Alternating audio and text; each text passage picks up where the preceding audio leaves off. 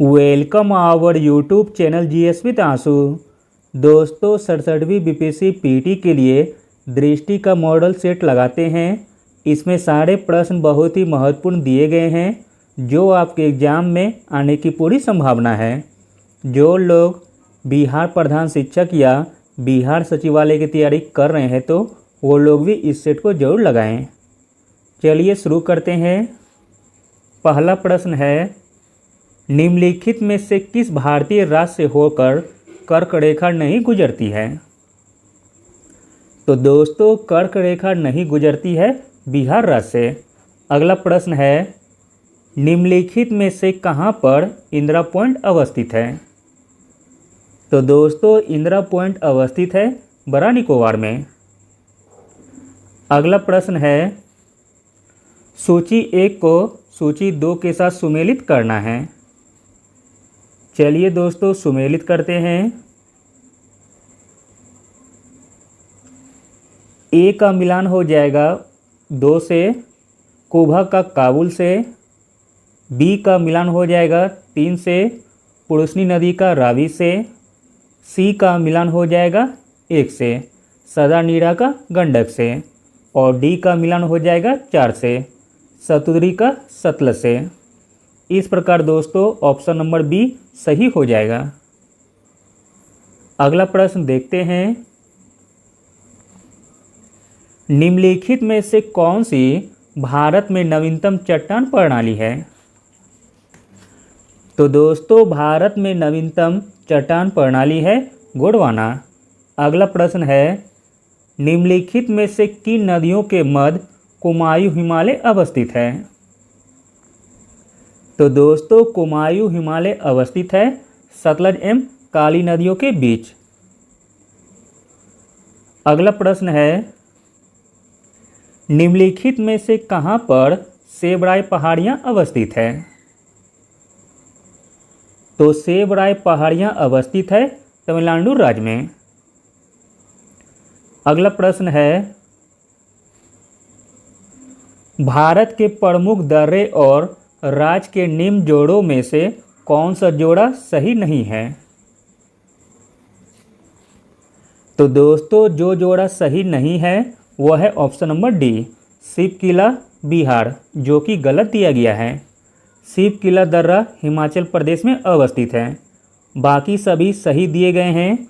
पालघाट दर्रा केरल में है, भोरघाट दर्रा महाराष्ट्र में है तथा लीपू लेक दर्रा उत्तराखंड में है।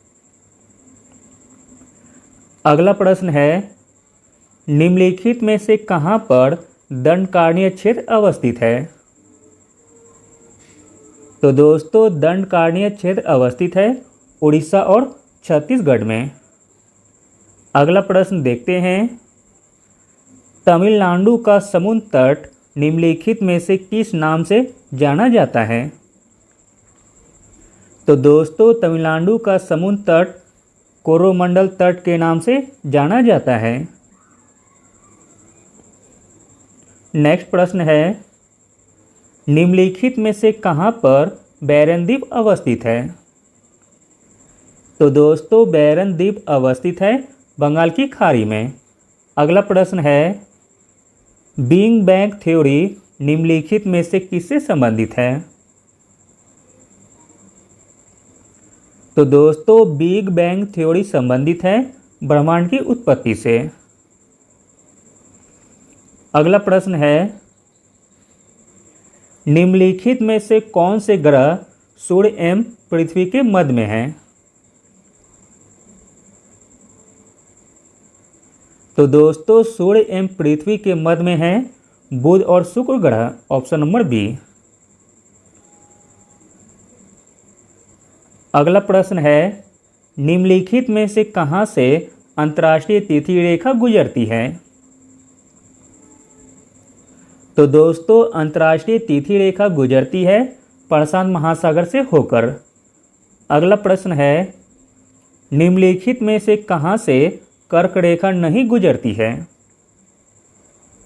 तो दोस्तों कर्क रेखा नहीं गुजरती है ईरान से, जबकि म्यांमार से, भारत से तथा मिस्र से, यह तीनों देशों से कर्क रेखा गुजरती है।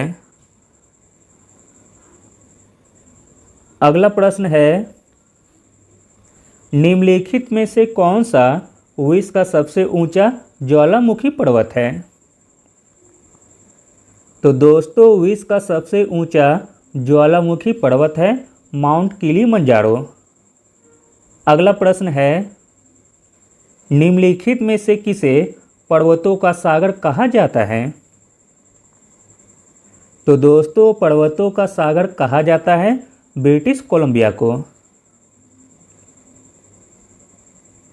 अगला प्रश्न है, निम्नलिखित में से किसे संसार की छत कहा जाता है? तो दोस्तों संसार की छत कहा जाता है पामीर पठार को। अगला प्रश्न है, विश्व के देशों के पुराने नाम और वर्तमान नाम के निम्न जोड़ों में से कौन सा जोड़ा सही नहीं है? तो दोस्तों जो जोड़ा सही नहीं है वह है ऑप्शन नंबर डी, सेलेसबड़ी इथोपिया, जो कि गलत दिया गया है। बाकी सभी सही दिए गए हैं।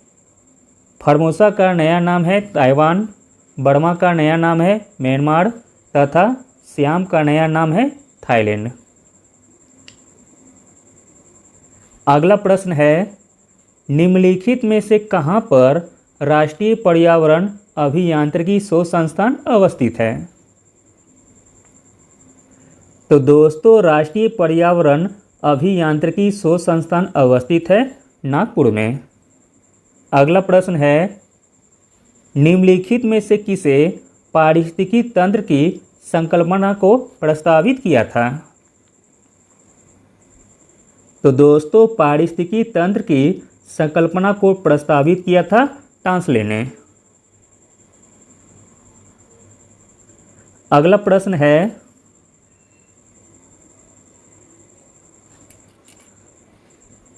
निम्नलिखित में से कौन जैविक और अजैविक संगठनों के मध्य बिचौलिया का कार्य करता है? तो दोस्तों वह है उत्पादक। जैविक और अजैविक संगठनों के मध्य बिचौलिया का कार्य करता है उत्पादक। अगला प्रश्न है, निम्नलिखित में से कौन सा सर्वाधिक अस्थायी पारिस्थितिकी तंत्र है? तो दोस्तों सर्वाधिक अस्थायी पारिस्थितिकी तंत्र है महासागर। अगला प्रश्न है, सूची 1 को सूची 2 के साथ सुमेलित करना है। चलिए सुमेलित करते हैं। एक तरफ दिया गया है समाचार पत्र का नाम और एक तरफ दिया गया है प्रारंभकर्ता का नाम। तो दोस्तों ए का मिलान हो जाएगा 3 से। बॉम्बे क्रॉनिकल समाचार पत्र शुरू किया था फिरोज शाह मेहता ने। बी का मिलान हो जाएगा 1 से, कॉमनवेल्थ का एनी बेसेंट से। सी का मिलान हो जाएगा 2 से, लीडर का मदन मोहन मालवीय से। और डी का मिलान हो जाएगा 4 से, सर्च लाइट का सचिनानंद सिन्हा से। इस प्रकार दोस्तों ऑप्शन नंबर सी सही हो जाएगा। अगला प्रश्न है, निम्नलिखित में से कौन सा भारत में जैव विविधता की दृष्टि से धनी स्थान है?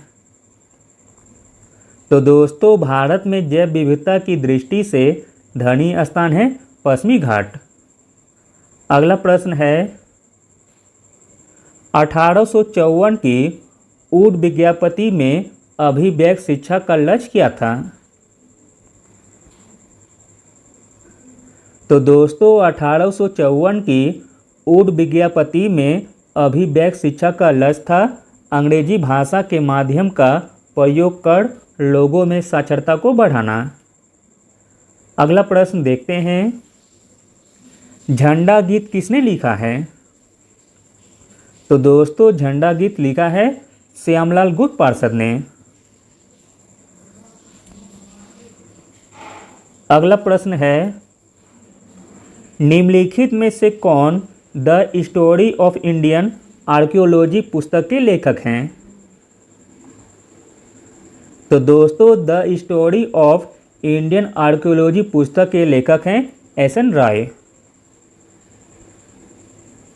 अगला प्रश्न है, निम्नलिखित में से कौन सा कथन अग्रहार के संदर्भ में सही है?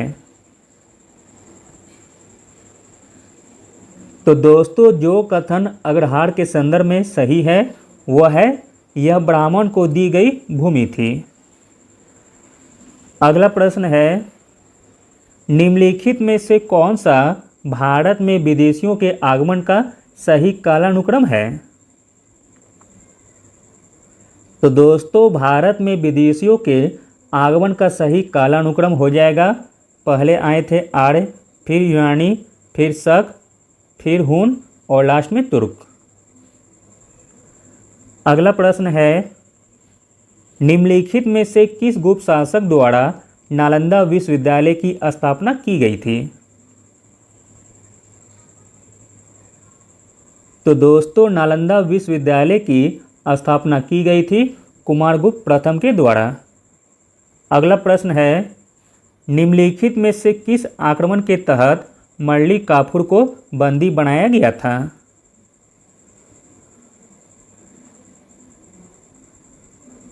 तो दोस्तों देवगिरी आक्रमण के तहत मल्लिकाफुर को बंदी बनाया गया था। अगला प्रश्न है निम्नलिखित में से कौन सा जौनपुर का अंतिम शासक था? तो दोस्तों जौनपुर राज्य का अंतिम शासक था हुसैन शाह। अगला प्रश्न है अकबर की विजय और संबंधित वर्ष के निम्नलिखित जोड़ों में से कौन सा जोड़ा सही नहीं है? तो दोस्तों जो जोड़ा सही नहीं है वह है ऑप्शन नंबर बी, गुजरात विजय 1585, जो कि गलत दिया गया है। बाकी सभी सही दिए गए हैं। हल्दी घाटी युद्ध का विजय 1576 में हुआ था, सिंध विजय 1590 में हुआ था, काबुल विजय 1581 में हुआ था। अगला प्रश्न है निम्नलिखित में से किस मध्यकालीन शासक ने रुपया का प्रचलन कराया था? तो दोस्तों रुपया का प्रचलन कराया था शेरशाह सूरी ने। अगला प्रश्न है निम्नलिखित में से कौन पानीपत के तीसरे युद्ध के समय पेशवा था? तो दोस्तों पानीपत के तीसरे युद्ध के समय पेशवा था बालाजी बाजीराव। अगला प्रश्न है निम्नलिखित में से किस एक से लॉटरी समिति संबंधित थी? तो दोस्तों लॉटरी समिति संबंधित थी शहरी नियोजन से। अगला प्रश्न है निम्नलिखित में से कौन 1857 के विद्रोह के समय भारत का गवर्नर जनरल था? तो दोस्तों 1857 के विद्रोह के समय भारत का गवर्नर जनरल था लॉर्ड कैनिंग। अगला प्रश्न है चौथ एवं सरदेशमुखी कर प्रणाली का संबंध निम्नलिखित में से किससे था? तो दोस्तों चौथ एवं सरदेशमुखी कर प्रणाली का संबंध था मराठों से। अगला प्रश्न है निम्नलिखित में से कितने समय में अबुल फजल द्वारा अकबरनामा पूरा किया गया था? तो दोस्तों 7 वर्षों में अबुल फजल द्वारा अकबरनामा पूरा किया गया था। अगला प्रश्न है निम्नलिखित में से किसने फतेहपुर सीकरी स्थित बुलंद दरवाजे का निर्माण कराया था? तो दोस्तों फतेहपुर सीकरी स्थित बुलंद दरवाजे का निर्माण कराया था अकबर ने। अगला प्रश्न है निम्नलिखित में से किसने भारतीय राष्ट्रीय कांग्रेस के बनारस अधिवेशन की अध्यक्षता की थी?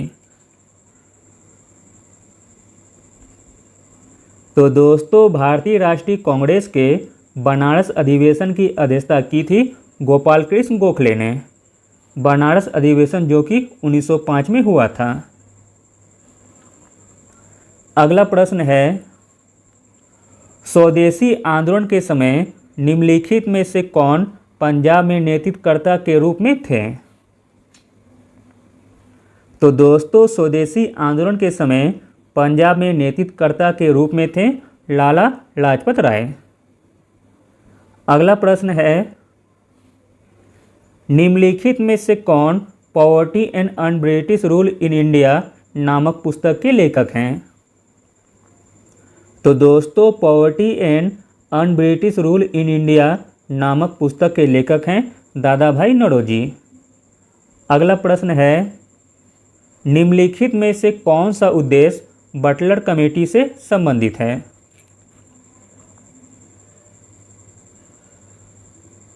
तो दोस्तों, वह उद्देश्य है भारत सरकार तथा देशी रियासतों के मध्य संबंध सुधारना था। अगला प्रश्न है, निम्नलिखित में से किसने 1920 में अपना नाम परिवर्तित करके स्वराज सभा रख लिया था?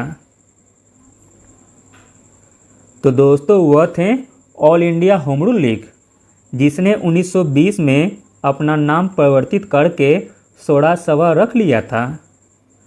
अगला प्रश्न है, नौसेना विद्रोह निम्नलिखित में से किस जहाज से शुरू हुआ था?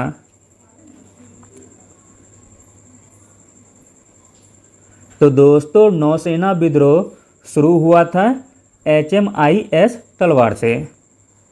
अगला प्रश्न है, पाकिस्तान शब्द का प्रयोग सर्वप्रथम किसने किया था?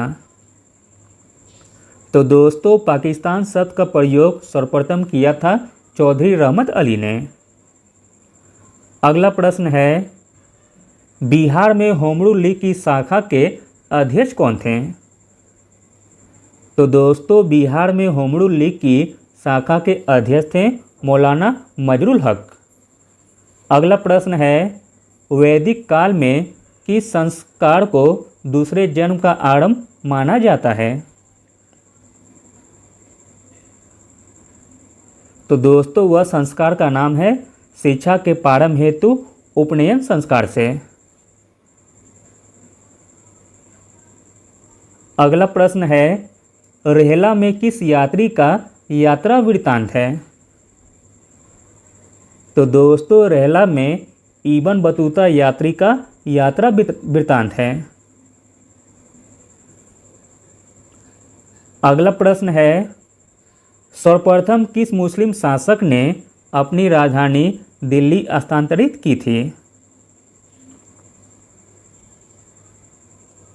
तो दोस्तों, सर्वप्रथम इल्तुतमिश ने अपनी राजधानी दिल्ली स्थानांतरित की थी। अगला प्रश्न है, किस हड़प्पा स्थल से चावल उगाने के साक्ष्य प्राप्त हुए हैं? तो दोस्तों, वह हड़प्पा स्थल है रंगपुर, जहां से चावल उगाने के साक्ष्य प्राप्त हुए हैं। अगला प्रश्न है, कृषि और पशुपालन का आधुनिक तथा वैज्ञानिक आधार पर प्रबंधन करने का उल्लेख भारतीय संविधान में कहाँ किया गया है? तो दोस्तों, भारतीय संविधान में किया गया है राजकीय नीति निर्देशक तत्व में। अगला प्रश्न है, निम्नलिखित में से किस बॉन्ड के द्वारा भारतीय संस्थान विदेशी बाजारों से रुपया में पैसा जुटा सकते हैं? तो दोस्तों, वह बॉन्ड का नाम है मसाला बॉन्ड। मसाला बॉन्ड के द्वारा भारतीय संस्थान विदेशी बाजारों से रुपए में पैसा जुटा सकते हैं। अगला प्रश्न है, भारत एवं नेपाल के बीच अंतर्राष्ट्रीय सीमा को चिन्हित करने वाली नदी कौन सी है? तो दोस्तों, वह नदी का नाम है गंडक नदी। अगला प्रश्न है, विक्रमशिला विश्वविद्यालय के अवशेष वर्तमान बिहार के किस जिले में प्राप्त हुए हैं? तो दोस्तों, वह जिला का नाम है भागलपुर। अगला प्रश्न है, जनवरी 2022 में किसे 12वें भारत रत्न डॉक्टर अंबेडकर अवार्ड से सम्मानित किया गया है? तो दोस्तों, 12वें भारत रत्न डॉक्टर अंबेडकर अवार्ड से सम्मानित किया गया है हर्षाली मल्होत्रा जी को। अगला प्रश्न है, ई पंचायत पुरस्कार 2021 किसने जीता है? तो दोस्तों ई पंचायत पुरस्कार 2021 जीता है उत्तर प्रदेश ने। अगला प्रश्न है, विश्व प्रेस स्वतंत्रता सूचकांक 2021 में भारत का स्थान कौन सा है? 2021 में पूछा जा रहा है विश्व प्रेस स्वतंत्रता सूचकांक में भारत का स्थान क्या था? तो दोस्तों भारत का स्थान था 142वां स्थान, जबकि अभी 2022 में 150वें स्थान पर है। अगला प्रश्न है, एथेनॉल उत्पादन नीति बनाने वाला देश का पहला राज्य कौन है? तो दोस्तों एथेनॉल उत्पादन नीति बनाने वाला देश का पहला राज्य है अपना प्यारा बिहार। अगला प्रश्न है, भारत की पहली भूतापीय ऊर्जा परियोजना का निर्माण कहाँ किया जाएगा? तो दोस्तों भारत की पहली भूतापीय ऊर्जा परियोजना का निर्माण किया जाएगा लद्दाख में। अगला प्रश्न है, किस राज्य सरकार ने शिशु मृत्यु दर कम करने के लिए सांस अभियान शुरू किया है? तो दोस्तों मध्य प्रदेश सरकार ने शिशु मृत्यु दर कम करने के लिए सांस अभियान शुरू किया है। अगला प्रश्न है, गुरुत्वाकर्षण के सार्वभौमिक नियम का प्रतिपादन किसने किया? तो दोस्तों गुरुत्वाकर्षण के सार्वभौमिक नियम का प्रतिपादन किया न्यूटन ने। अगला प्रश्न है, राज्य विधान परिषद के कितने सदस्य विधानसभा द्वारा चुने जाते हैं? तो दोस्तों राज्य विधान परिषद के 1/3 सदस्य विधानसभा द्वारा चुने जाते हैं। अगला प्रश्न है, डॉक्टर भीमराव अंबेडकर संविधान सभा में कहाँ से चुने गए थे? तो दोस्तों डॉक्टर भीमराव अंबेडकर संविधान सभा में पश्चिम बंगाल से चुने गए थे। अगला प्रश्न है, भारत में 8 कोर सेक्टर में शामिल नहीं किया गया है। तो दोस्तों भारत में 8 कोर सेक्टर में शामिल नहीं किया गया है रसायन को, जबकि कोयला को, विद्युत को तथा उर्वरक को, यह तीनों को शामिल किया गया है। अगला प्रश्न है, किस शासक के काल में दरभंगा में एक मस्जिद एवं एक नूरसराय नामक सराय का निर्माण कराया गया था? तो दोस्तों जहांगीर के काल में दरभंगा में एक मस्जिद एवं एक नूरसराय नामक सराय का निर्माण किया गया था। अगला प्रश्न है, विश्व दलहन दिवस कब मनाया जाता है? तो दोस्तों विश्व दलहन दिवस मनाया जाता है 10 फरवरी को। अगला प्रश्न है, 22 मार्च 2022 को विश्व जल दिवस मनाया गया। इस दिवस का मुख्य विषय क्या था? तो दोस्तों विश्व जल दिवस 2022 का थीम था भूजल अदृश्य को दृश्यमान बनाना। अगला प्रश्न है, देश का पहला आंधी तूफान अनुसंधान केंद्र किस राज्य में बनाया जाएगा? तो दोस्तों देश का पहला आंधी तूफान अनुसंधान केंद्र बनाया जाएगा उड़ीसा में। अगला प्रश्न है, हाल ही में बिहार की किस बच्ची ने एक दिन के लिए यूनिसेफ बिहार के प्रमुख के तौर पर कार्य किया था? तो दोस्तों वह बच्ची का नाम है अनुष्का। बिहार की अनुष्का ने एक दिन के लिए यूनिसेफ बिहार के प्रमुख के तौर पर कार्य किया था। अगला प्रश्न है, बिहार का सबसे बड़ा कार्गो टर्मिनल कहाँ बनेगा? तो दोस्तों बिहार का सबसे बड़ा कार्गो टर्मिनल बनेगा सारण में। अगला प्रश्न है, मनुष्यों में वृक्क तंत्र का एक भाग है। तो दोस्तों मनुष्यों में वृक्क तंत्र एक भाग है उत्सर्जन के लिए। Option number D. अगला प्रश्न है, सीटी स्कैन में प्रयोग किया जाता है। तो दोस्तों सीटी स्कैन में प्रयोग किया जाता है एक्सरे का।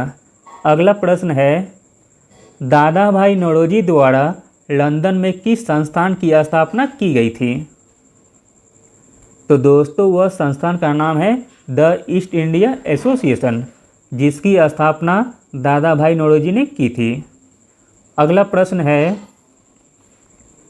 निम्नलिखित में से किस अधिनियम के द्वारा भारत में संघीय शासन की व्यवस्था की गई थी?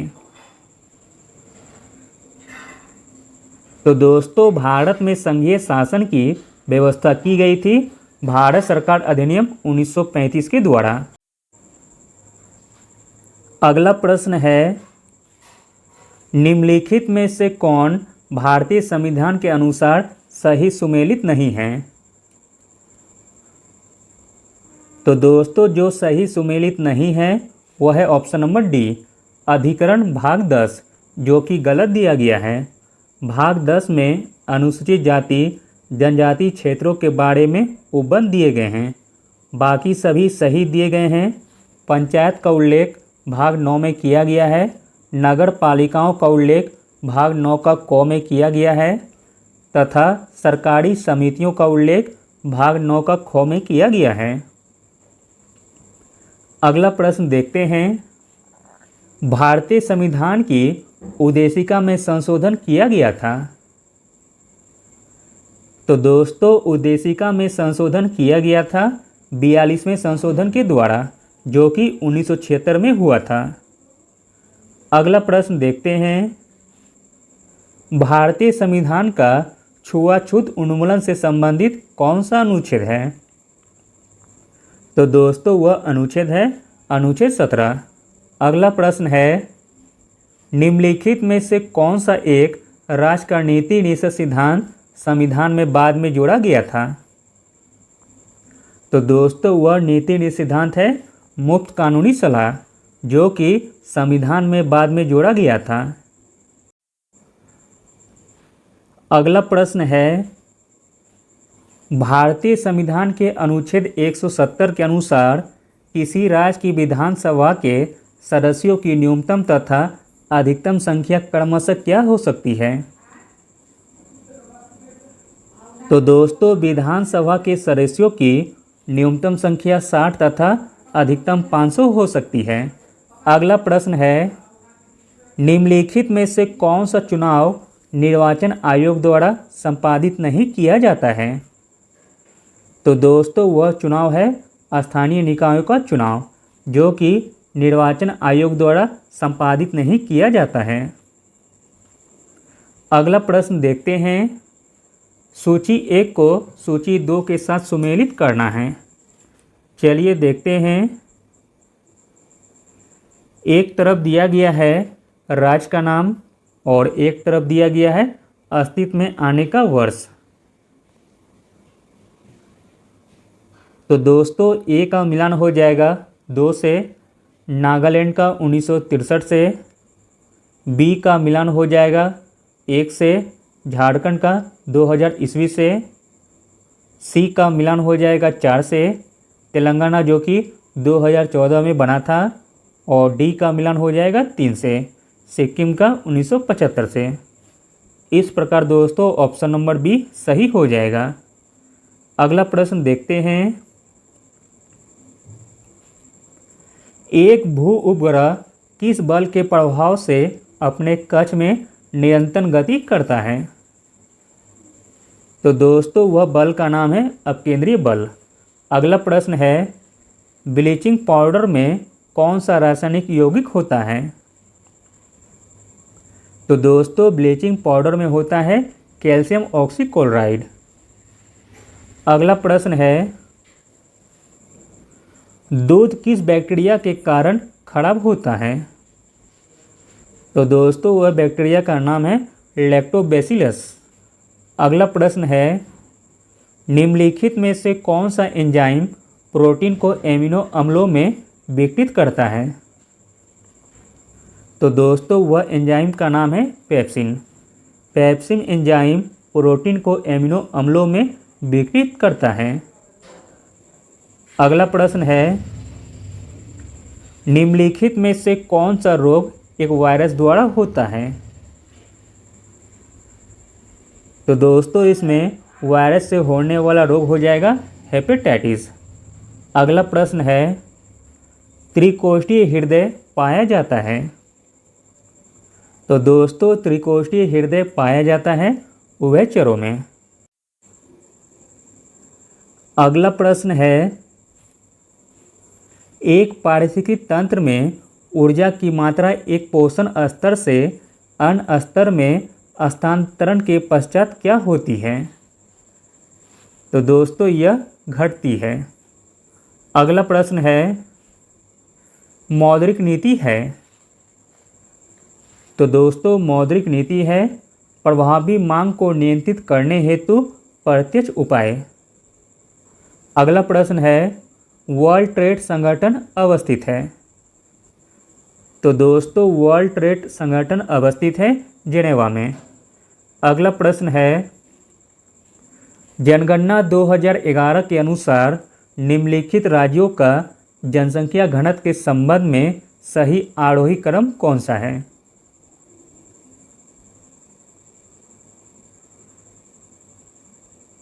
तो दोस्तों सही आरोही क्रम हो जाएगा गुजरात, कर्नाटक, फिर असम, तब हरियाणा। अगला प्रश्न है, निम्नलिखित पादपों में से किसका संग्रह अंकतना नहीं है?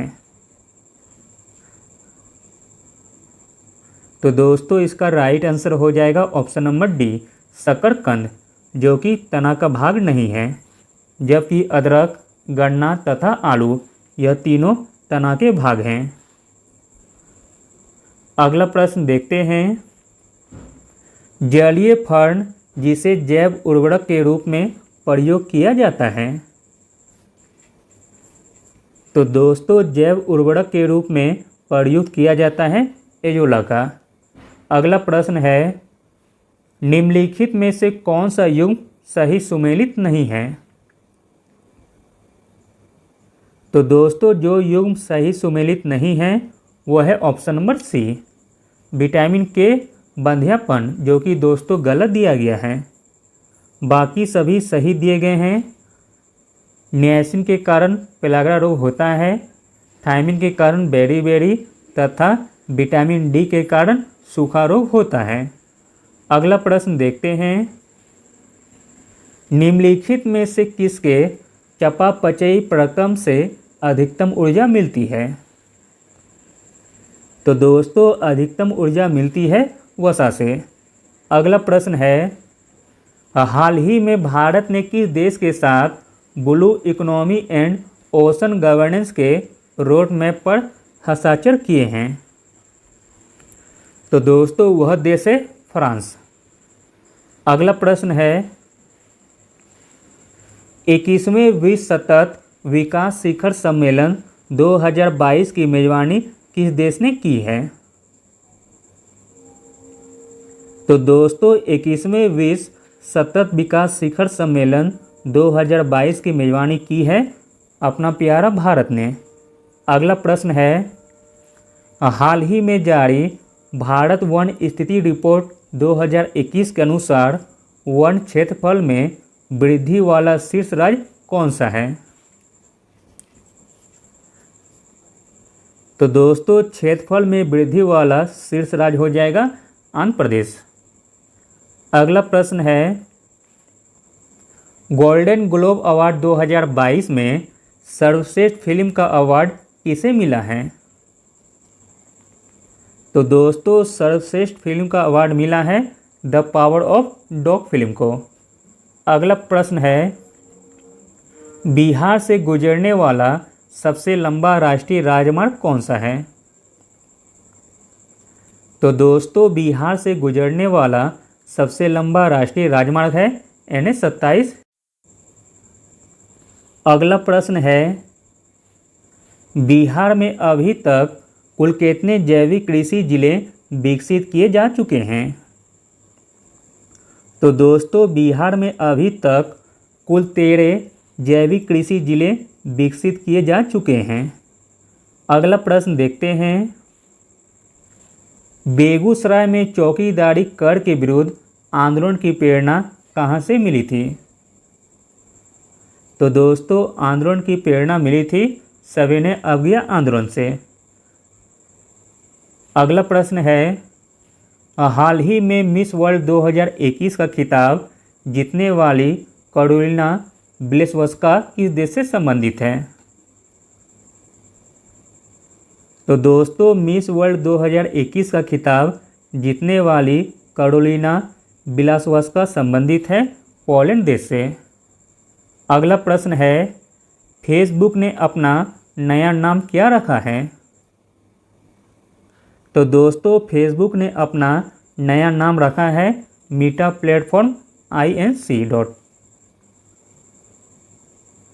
अगला प्रश्न है, किस ऑपरेशन के तहत भारत सरकार ने यूक्रेन में फंसे भारतीय छात्रों व नागरिकों को सुरक्षित निकाला है?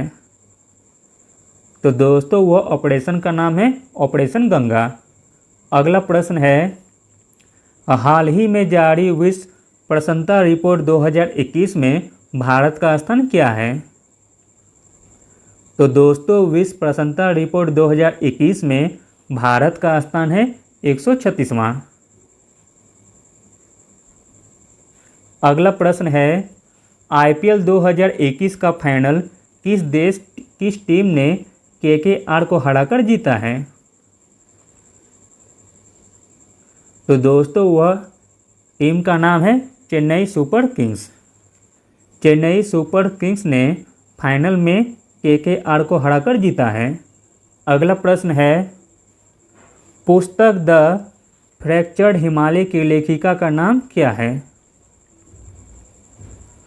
तो दोस्तों पुस्तक द फ्रैक्चर्ड हिमालय की लेखिका का नाम है निरुपमा राव। अगला प्रश्न है, हाल ही में कैटरीन नोवाक को किस देश की पहली महिला राष्ट्रपति के रूप में चुना गया है? तो दोस्तों कैटरीन नोवाक को हंगरी देश की पहली महिला राष्ट्रपति के रूप में चुना गया है। अगला प्रश्न देखते हैं। अगला प्रश्न है, फ्रेंच ओपन 2021 में महिला एकल की विजेता कौन है? तो दोस्तों फ्रेंच ओपन 2021 में महिला एकल की विजेता हैं बारबोरा क्रेट्स्किकोवा। अगला प्रश्न है, ग्रीन ऊर्जा पुरस्कार 2021 किसे दिया गया है? तो दोस्तों ग्रीन ऊर्जा पुरस्कार 2021 दिया गया है ईडा को। अगला प्रश्न है, अंतर्राष्ट्रीय हॉकी महासंघ के नए अध्यक्ष के रूप में किसे नियुक्त किया गया है?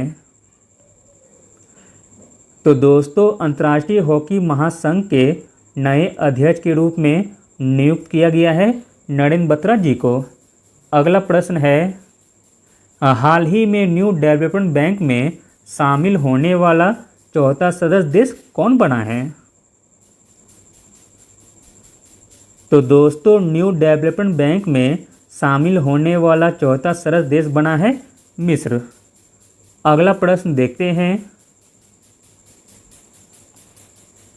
अपनी सहिष्णुता तथा उदारता के कारण किसे लघु अकबर के नाम से जाना जाता है? तो दोस्तों लघु अकबर के नाम से जाना जाता है दारा शिकोह को। अगला प्रश्न है, निम्नलिखित में से किस राष्ट्रीय कंपनी विधि अपीलीय न्यायाधिकरण का चेयरमैन नियुक्त किया गया है?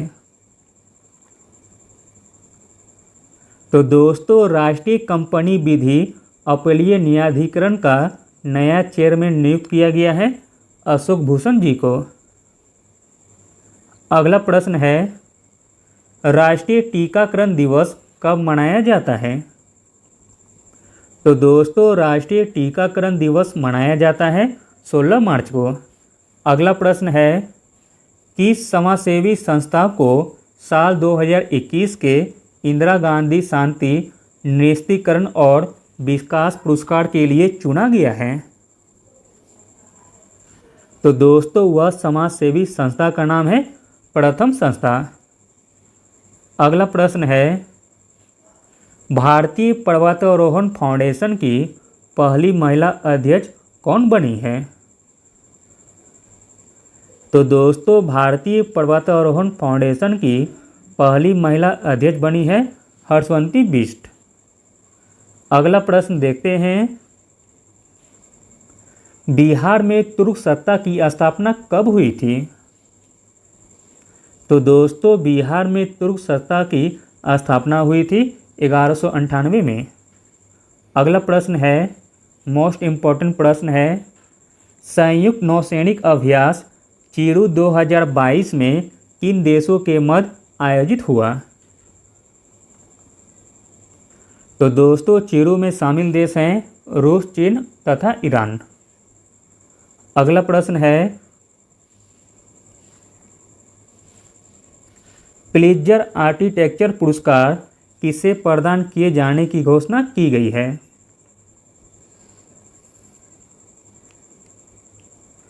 तो दोस्तों प्लित्जर आर्किटेक्चर पुरस्कार देइवेदो फ्रांसिस केरो को प्रदान किए जाने की घोषणा की गई है। अगला प्रश्न देखते हैं, 8 मार्च 2022 के अंतर्राष्ट्रीय महिला दिवस की थीम क्या रखी गई है? तो दोस्तों 8 मार्च 2022 के अंतर्राष्ट्रीय महिला दिवस की थीम रखी गई है gender equality today for a sustainable tomorrow. अगला प्रश्न है, हाल ही में वी-डेम संस्था द्वारा जारी डेमोक्रेसी रिपोर्ट 2022 में कौन सा देश प्रथम स्थान पर रहा है? तो दोस्तों हाल ही में वी-डेम संस्था द्वारा जारी डेमोक्रेसी रिपोर्ट 2022 में प्रथम स्थान पर रहा है स्वीडन देश। अगला प्रश्न है, 5वीं संयुक्त राष्ट्र पर्यावरण सभा कहाँ संपन्न हुई? तो दोस्तों 5वीं संयुक्त राष्ट्र पर्यावरण सभा संपन्न हुई है नैरोबी में। अगला प्रश्न है, हाल ही में विश्व बैंक ने अफ्रीका के किस वन जीव को बचाने के लिए पहला वन जीव बॉन्ड जारी किया है? तो दोस्तों वह वन जीव का नाम है काला गेंडा। अगला प्रश्न है, हाल ही में मोतिहारी की रहने वाली किस गायिका को राष्ट्र शक्ति शिरोमणि सम्मान 2022 से सम्मानित किया गया है? तो दोस्तों वह गायिका का नाम है नीतू कुमारी नूतन, जिसे राष्ट्र शक्ति शिरोमणि सम्मान 2022 से सम्मानित किया गया है। अगला प्रश्न देखते हैं दोस्तों, बिहार की पहली नदी जोड़ो परियोजना के तहत 2022 में किन दो नदियों को जोड़ा जाएगा? तो दोस्तों वह नदी का नाम है बूढ़ी गंडक तथा बागमती। अगला प्रश्न है, हाल ही में इसरो द्वारा जारी पृथ्वी अवलोकन उपग्रह EOS-04 को किस रॉकेट के द्वारा लॉन्च किया गया है? तो दोस्तों वह रॉकेट का नाम है PSLV-C52 के तहत। अगला प्रश्न है, हाल ही में प्रधानमंत्री मोदी ने स्टैच्यू ऑफ इक्वलिटी का अनावरण कहाँ किया है? तो दोस्तों स्टैच्यू ऑफ इक्वलिटी का अनावरण किया गया है तेलंगाना में। अगला प्रश्न है, टाइम मैगजीन द्वारा 2021 के लिए time person of the year किसे चुना गया है? तो दोस्तों टाइम मैगजीन द्वारा 2021 के लिए time person of the year चुना गया है एलन मस्क जी को। अगला प्रश्न है, हाल ही में भारत की पहली पैरा बैडमिंटन अकादमी कहाँ स्थापित की गई है? तो दोस्तों भारत की पहली पैरा बैडमिंटन अकादमी स्थापित की गई है लखनऊ में। अगला प्रश्न देखते हैं, ई प्रशासन पर 24वें राष्ट्रीय सम्मेलन का आयोजन कहाँ किया गया है? तो दोस्तों ई प्रशासन पर 24वें राष्ट्रीय सम्मेलन का आयोजन किया गया है हैदराबाद में। अगला प्रश्न है, वैश्विक जोखिम सूचकांक किस संस्था द्वारा जारी किया जाता है? तो दोस्तों वैश्विक जोखिम सूचकांक जारी किया जाता है विश्व आर्थिक मंच के द्वारा। अगला प्रश्न है, फीफा द्वारा सर्वश्रेष्ठ पुरुष फुटबॉलर 2021 किसे चुना गया है? तो दोस्तों फीफा द्वारा सर्वश्रेष्ठ पुरुष फुटबॉलर 2021 चुना गया है रॉबर्ट लेवांडोव्स्की को। अगला प्रश्न है, डिजिटल भुगतान सूचकांक निम्न में से किसके द्वारा जारी किया गया है? तो दोस्तों डिजिटल भुगतान सूचकांक जारी किया गया है आरबीआई के द्वारा। अगला प्रश्न है, विजय हजारे ट्रॉफी 2021 का खिताब किसने जीता है?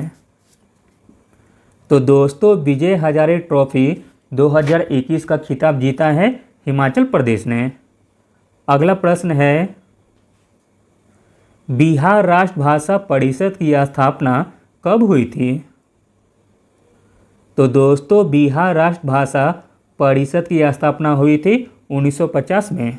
अगला प्रश्न है, कैटली को किस राज्य की राज मछली घोषित किया गया है? तो दोस्तों कैटली को सिक्किम राज्य की राज मछली घोषित किया गया है। दोस्तों आगे 10 प्रश्न मैथ के दिए गए हैं, जिन्हें भी बनाना हो तो वह वीडियो पॉज करके बना सकते हैं। 141 का आंसर हो जाएगा ऑप्शन नंबर ए।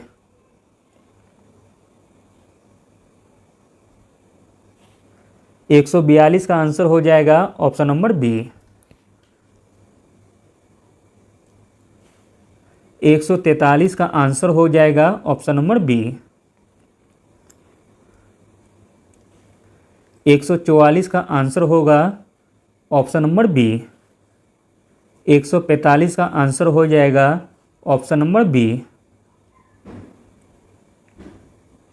146 का आंसर हो जाएगा ऑप्शन नंबर बी। 147 का आंसर हो जाएगा ऑप्शन नंबर डी।